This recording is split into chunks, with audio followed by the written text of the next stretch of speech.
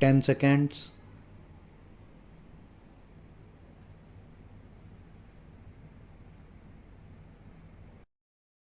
The next question that I would like to deal with is the paragraph in the President's address relating to the progress made in our economy, in our agricultural sector, in our industrial sector, in our foreign trade, etc. Sir, you were pleased to read out to us a very large list of the achievements of the Congress government during the last decade and the important targets which have been achieved during the last 10 years of our planned economy. You also mentioned the question of increase in food production, increase in the production of agricultural commodities, etc. Fortunately, sir, here we have in our midst the ex-deputy chairman of the Planning Commission, Sri V.T. Krishnamachari, who has addressed a number of meetings and seminars in New Delhi recently, drawing our attention to the weakness in our agricultural sector. If the press reports are correct, in one seminar he mentioned that even if all the targets of the 10th 5-year plan are achieved, still at the end of the 10th 5-year plan period, we may be facing a serious situation regarding the supply of agricultural commodities. He has also expressed the hope that we will be able to exceed the targets which have been fixed for the 10th 5-year plan. I do not know whether his expectation of exceeding the targets will be fulfilled or not, but it is quite clear that we have not been able to give sufficient attention to the development of the agricultural sector. It has also been stated that development of the agricultural sector is one of the most difficult tasks which have been found difficult both by democratic countries as well as by countries in which total planning is going on. It is all the more reason, therefore, that we should pay more attention to the agricultural sector so that it may be possible for us to meet our requirements as and when they arise, and the situation which he has foreseen at the end of the 10th 5-year plan may not materialize.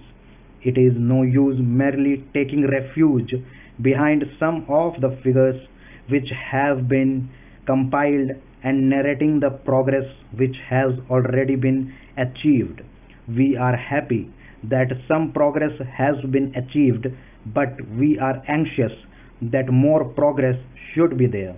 and for that purpose also certain definite steps will be taken.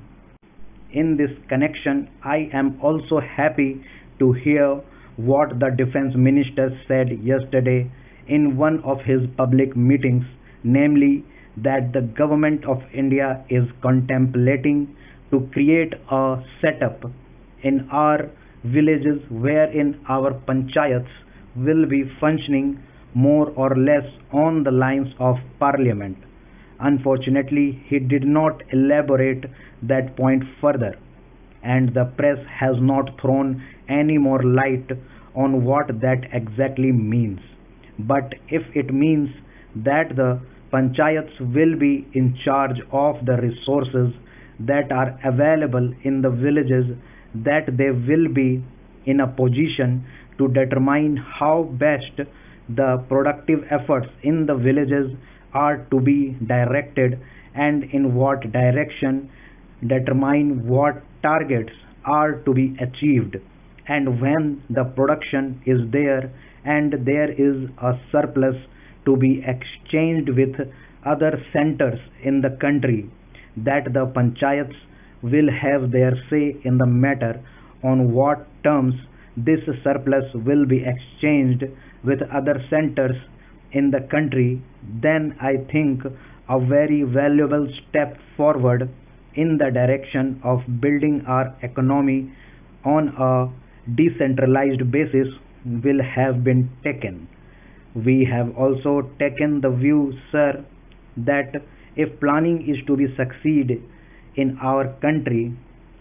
and if there is not going to be any regimentation of our productive activity and forces, what is necessary is that the common man should have a voice in determining the policies and in formulating the economic plans of development, and should have also his say in determining on what terms a village or a group or an industry should be working for the development of economy as a whole. In other words, some amount of competition, some amount of bargaining power is to be generated in the lowest strata of our society and in the lowest rung of our economy, so that with the help of that bargaining power, under the overall influence and policy of the Planning Commission, it may be possible for us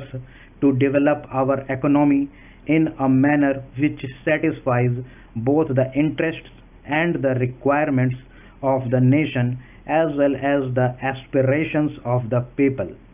When people feel that they also have their say in the formulation of policies and programs, and that such policies and programs are not something which is dictated from New Delhi, but are those which have been worked out by their own efforts and as a result of their own deliberations. To that extent, these plans are a part of their efforts in the development of their regions, of their own crafts, their own industries, and their own skills.